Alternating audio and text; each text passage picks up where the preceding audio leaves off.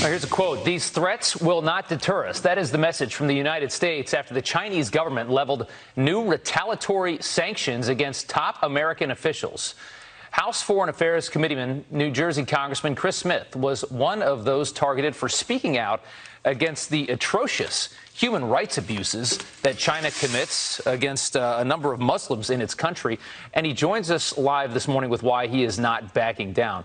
Sir, thank you so much for coming on. We appreciate it. First of all, tell us, what is China trying to do to you in retaliation? Well, we believe that it's a visa ban, but there could be much more. Nobody knows for sure. It's not the first time I've had a visa ban imposed upon me. I've been working human rights in China since Tiananmen Square and even before when the massacre occurred. So it's typically Xi Jinping and what he does. He is a bully, and I think people need to realize that. Unfortunately, he has an enormous amount of power and a secret police that is ubiquitous throughout all of China. So from my point of view, this just helps to expose the cruelty of this dictatorship. Look what they've done to Hong Kong. Look what they do to their own people each and every day, the pervasive use of torture, and what they're doing to the Muslims, the Uyghurs. And Trump did sign the Uyghur Human Rights Policy Act, as well as the Hong Kong Human Rights and Democracy Act.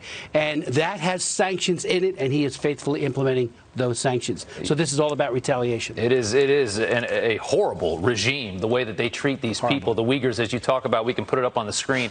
Treatment including forced labor, forced abortion, sterilization, and re-education to a group of people living in their country. This is something that nobody in the United States could even fathom.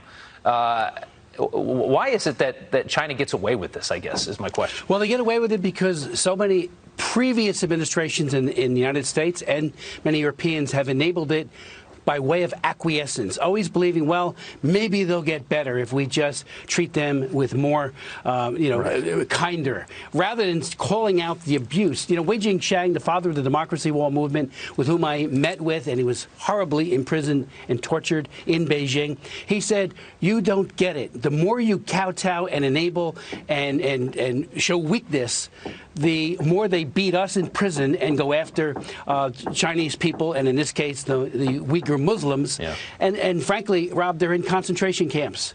This is a genocide unfolding right before our eyes, and they need to be called out, and it needs to be stopped. It is horrific. Here is the statement from the Chinese Communist Party. The U.S. actions seriously interfere in China's internal affairs, seriously violate the basic norms of international relations, and seriously damage Sino-U.S. relations. China will make further responses based on how the situation develops. Somehow they defend this. And I want to really quick get your response to all the woke voices in this country that call out so many things in the United States but are happy to lie in bed with China. What do you have to say to them? Well, it's all about the money. The money, and that's why, whether it be in some of our sports figures, the enablers that are all over in the business community. Bill Clinton delinked trading from human rights in 1994, May 26, 1994. That's when the Chinese took the measure of the United States and said, they don't care about human rights, really. He delinked it. He did it with an executive order. And in my point of view, that's when we lost China and human rights. We need to regain it and be aggressive and as well as absolutely accurate about what they're doing. Because, again, they have designs on the region. Hegemony is what they're all about. They're growing their dictatorship. So we need to be far more focused. So previous administrations, in my humble opinion, have enabled this, however unwittingly, and now we have a monster on our hands in terms of human rights abuse and the poor people. We had, real quick, Rob, we had a woman, a Muslim Uyghur, testify at one of our hearings. Marco Rubio and I chaired it, and she talked about how after she was tortured, she wanted to die. It was so horrific. It's unbelievable, and it's embarrassing what we've let that country get away with over the last 30 years. Let's talk real quick about China and another horrific actor in this world, Iran. Apparently have a new alliance, and China's going to dump a lot of money into Iran. How bad of a deal is this for us?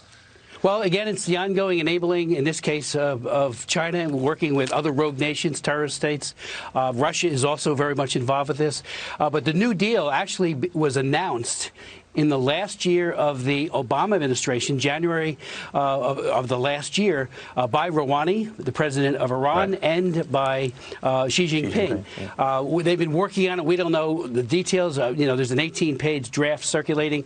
But again, this is all about China getting oil and influence in that region of the world in exchange for, airports, high-speed railways, subways, exactly, the whole 5G thing. telecommunications, yeah. And all it means is that more Iranians, more Chinese, more other peoples, the oppressed will be oppressed by this oppressor. And that is unconscionable. Yeah. Yes. Right. Absolutely. Yeah. Well, we understand completely. It is unconscionable. Thank you so much for your time. We do appreciate it. Rob, thank you so much for having me on. Of course.